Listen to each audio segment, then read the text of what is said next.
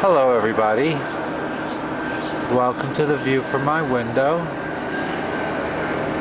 And today is official leaf blower day, as you can see and hear. I hope it doesn't make it too difficult for you to hear me. Robin took a 4-day weekend and today is day 4, and we've been having such a lovely time together, really. But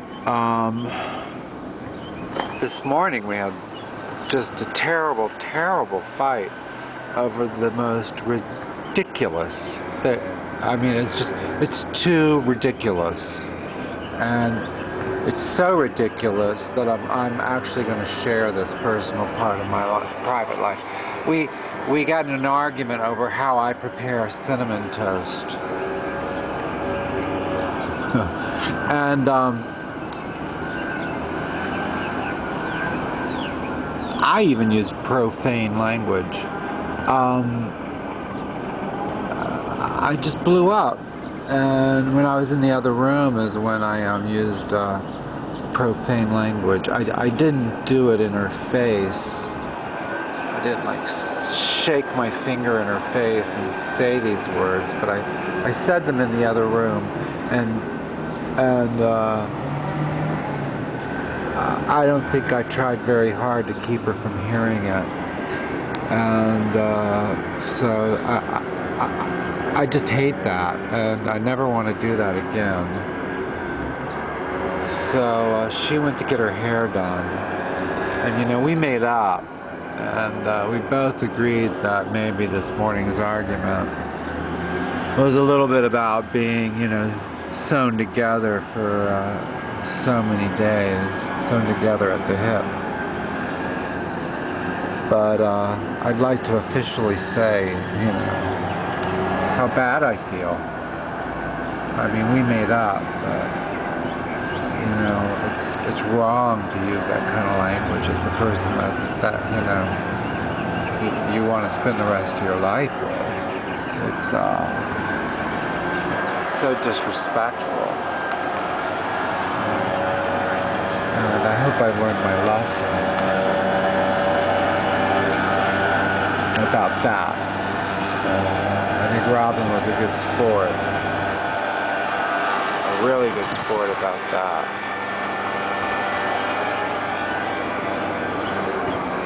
But you know, what happens is we'll get in a little argument, and then I'll start mulling over shit from like a year ago in my mind. So there's a hawk, which is totally irrational, but that's the way I grew up. I don't know if it's breathing. Probably not. They swirl in circles, so it's really hard to get them in focus. Especially, you know, with this little camera. It's a beautiful hawk, though. It's swooping and diving and circling. People don't even know they have these beautiful creatures right above them. All you have to do is look up. They're everywhere. You rarely see them sitting.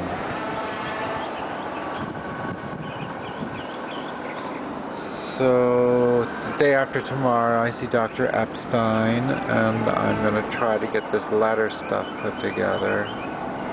I had an email from Dr. Vang's Ness, and I don't remember what it said. I'll have to double check it.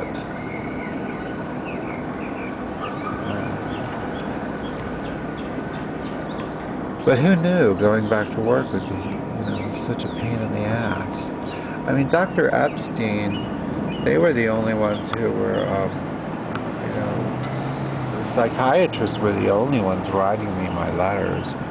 So I don't know why I need a psychiatrist and an orthopedist to write my letter.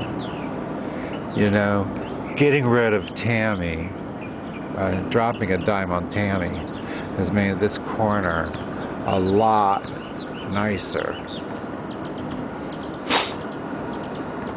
I mean, listen, you can actually hear the birds singing instead of some woman screaming the most foul, disgusting the woman needed help, and our neighborhood needed help. So it was a win-win. I'm sorry they had to take her away in cuffs, but that was her choice.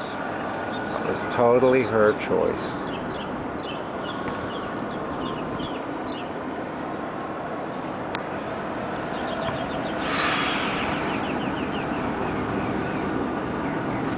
Well, you know, I've been doing a little bit more on Friendster, reconnecting with some of my nieces and nephews, and it makes me feel a lot better.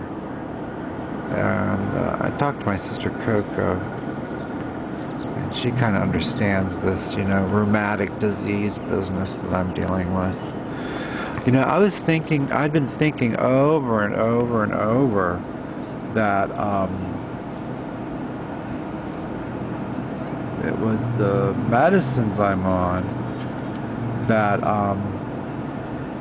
make it so hard for me to get out of bed. But then I realized that's a symptom, you know, this horrible fatigue, especially in the morning when your whole body is stiff. That's a symptom of rheumatic disease. So.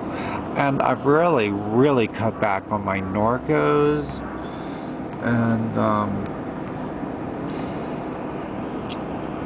so, you know, when people, you know, interact with me, they see that they're interacting with somebody who's more and more like good old Russell. Somebody just went behind the wall. I want to see it.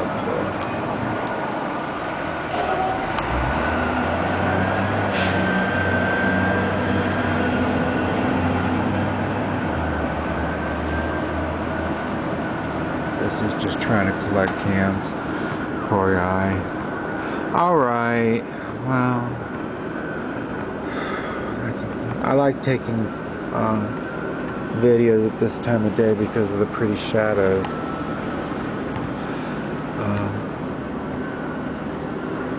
Thanks for listening in, and I love you all. Bye-bye.